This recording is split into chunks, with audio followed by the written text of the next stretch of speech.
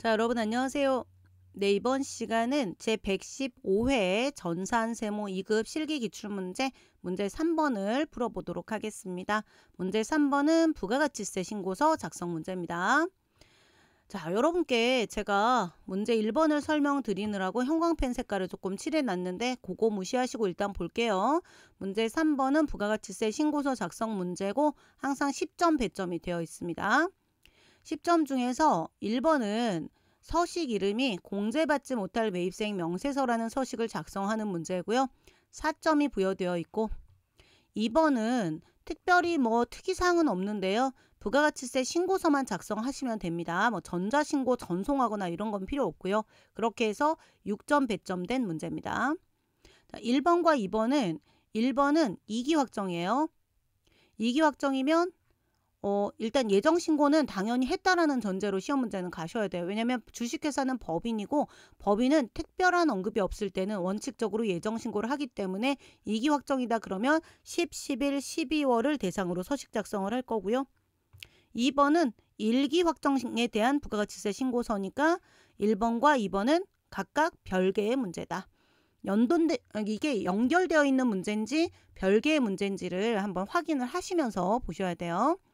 일단 115회 문제는요. 1번과 2번을 별개의 문제로 보고 따로따로 푸시면 됩니다.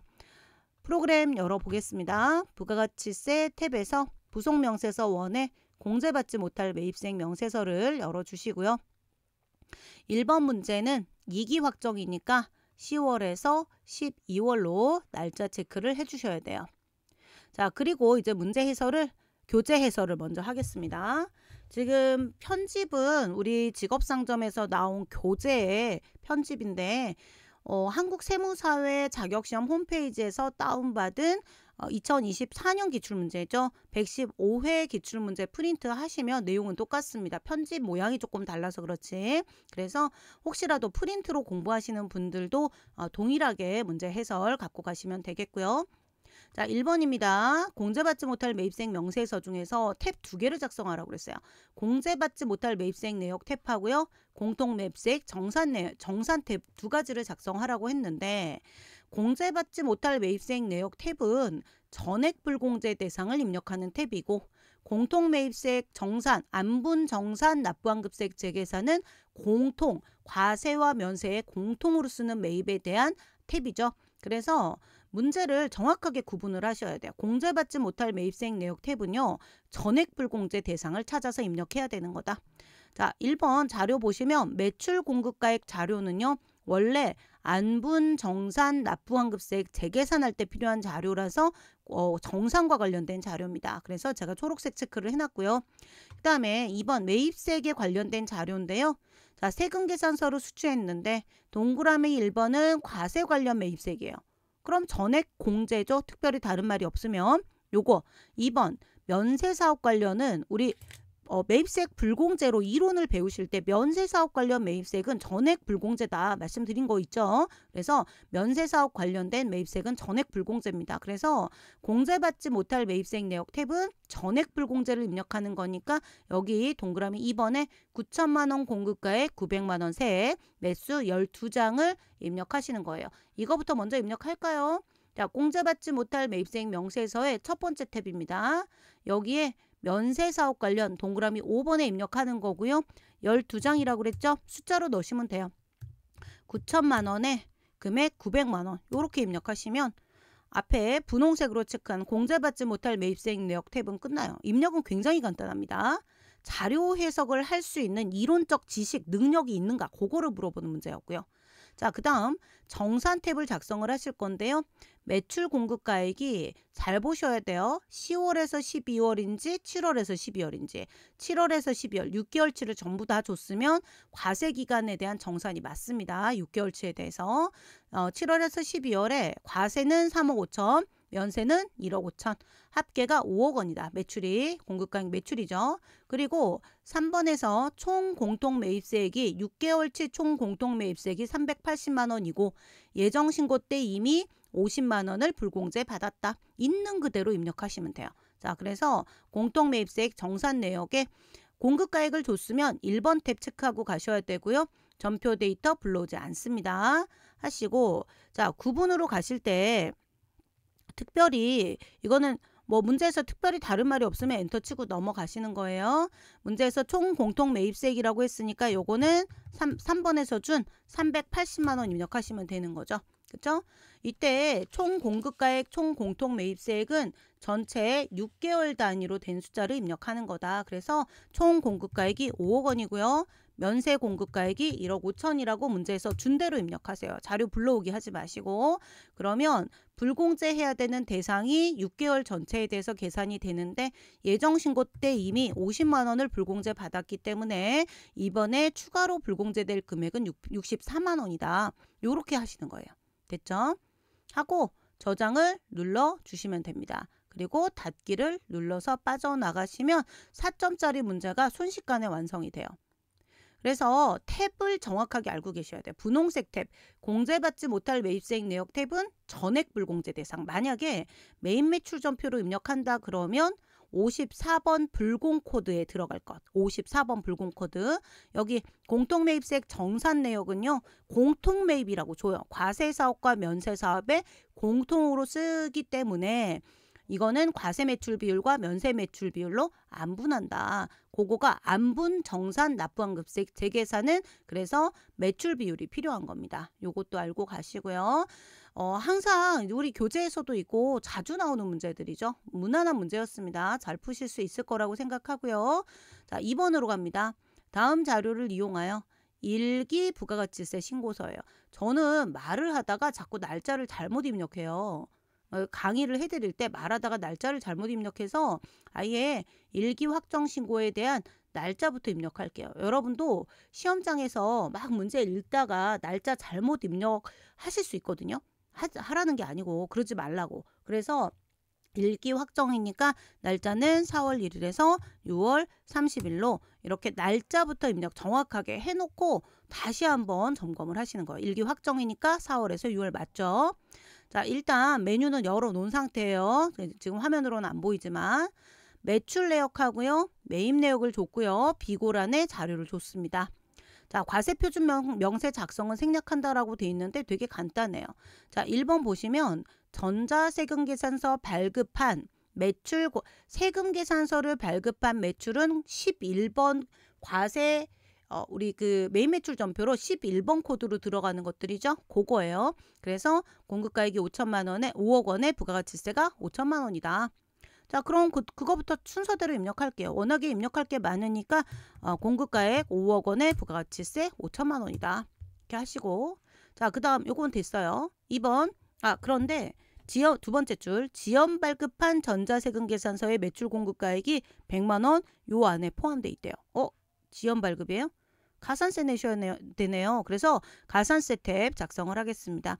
가산세 쪽에 가산세 세액 칸에 클릭하시면 옆에 가산세가 보이는데 이 중에 세금 계산서를 어떻게 하셨어요? 지연 발급 62번 칸에 입력하셔야 되겠죠? 그래서 62번 칸에 금액을 100만 원 입력하시면 숫자가 1% 지연 발급 1% 맞죠? 그래서 1% 가산세 입력된 거 확인하시고 넘어가셔야 됩니다. 잠깐 내려놓고요.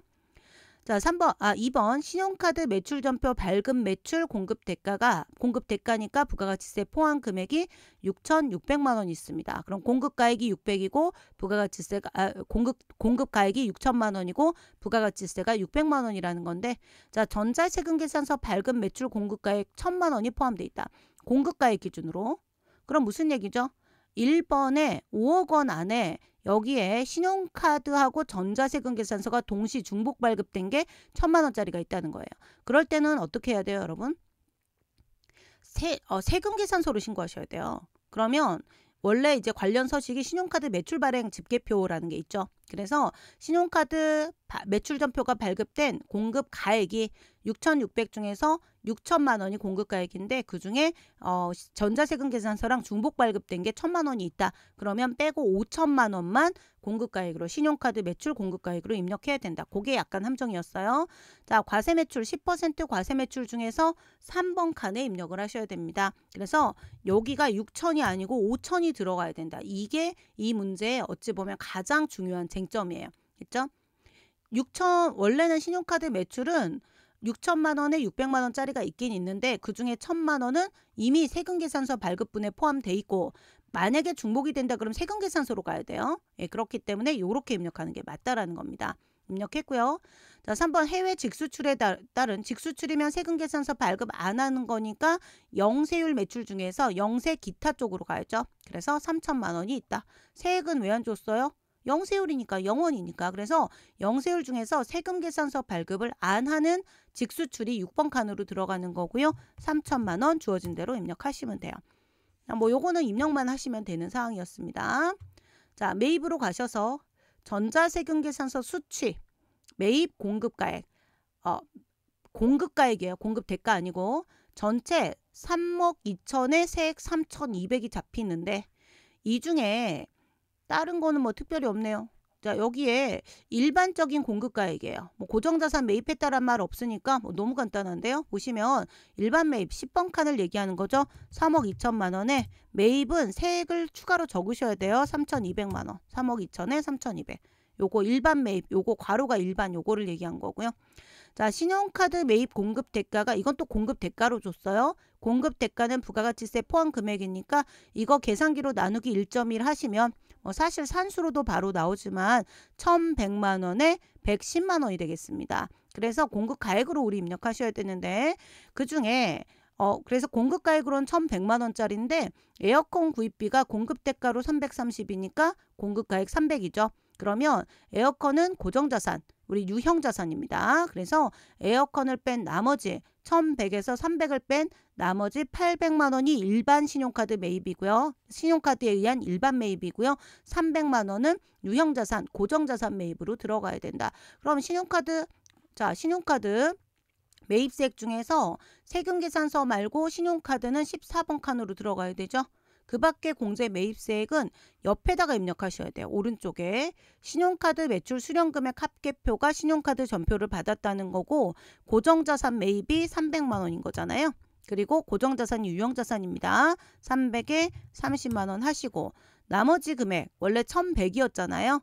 1,100 공급가액이 그래서 그중에 800만 원에 부가가치세 80만 원 요렇게 입력하시면 되겠습니다. 그러면 이렇게 금액이 자 공급가액 1,100에 부가가치세 110만 원 합하면 1,210만 원 정확하게 맞아 떨어지죠.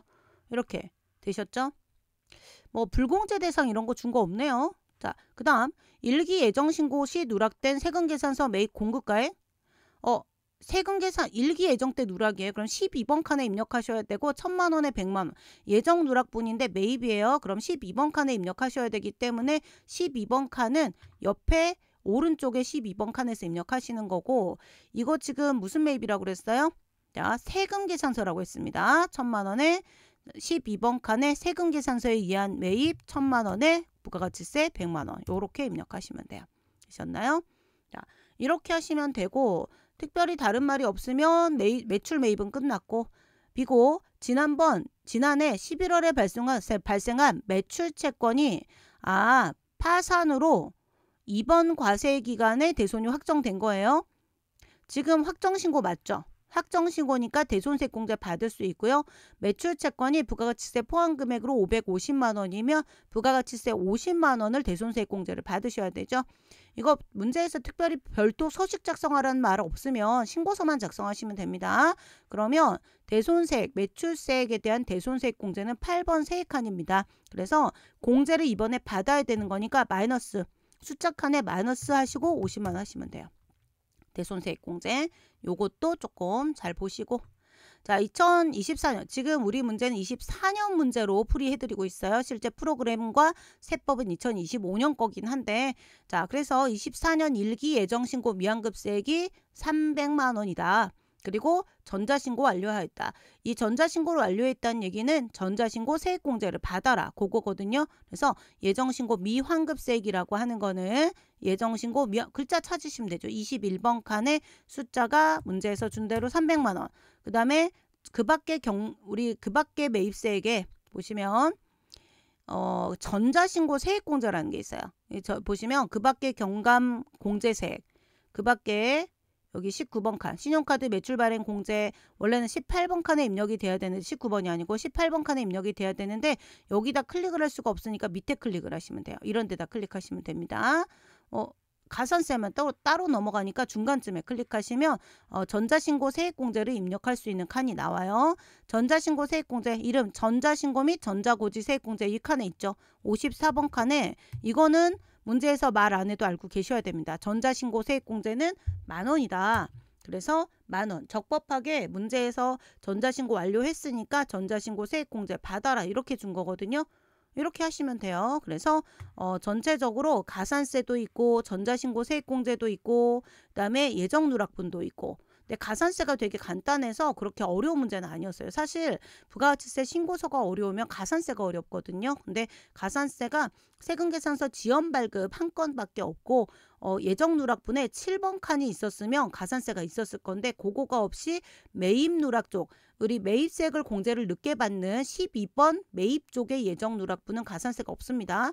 7번 칸에서 내야 될 돈을 늦게 낸 거에 대해서 납부불성실 가산세 그다음에 과소신고 가산세가 있는 거고요. 근데 이제 가산세가 없어서 좀 평이한 문제였지만 그래도 여러 가지가 골고루 들어가 있는 문제 좀 대손세액공제까지 들어가 있어서 연습하기는 평이하게 무난하게 연습하기는 좋은 문제니까 앞으로 반복해서 열심히 풀어보시면 될 것 같고요. 자, 문제에서 만약에 과세표준 명세를 작성해라 그럼 과표 명세를 열어서 문제에서 준 대로 작성하시면 되는데 특별히 문제에서 이거 작성 안 해도 된다 했으니까 특별히 언급이 없으면 과세표준 명세 작성 안 하시는 거예요. 저장 눌러주시고 나가면 닫기를 눌러주시면 한국세무사회 자격시험 홈페이지에서 다운받으신 거랑 똑같은 내용입니다. 115회 전산세무 2급 3번 부가가치세 신고서 작성 문제 풀이가 이렇게 하면 마무리가 됩니다. 열심히 복습하셔서요. 앞으로 비슷한 문제들이 나오면 틀리지 않게 반복 학습하셔서 암기하시기 바랍니다. 이번 시간 수고하셨습니다.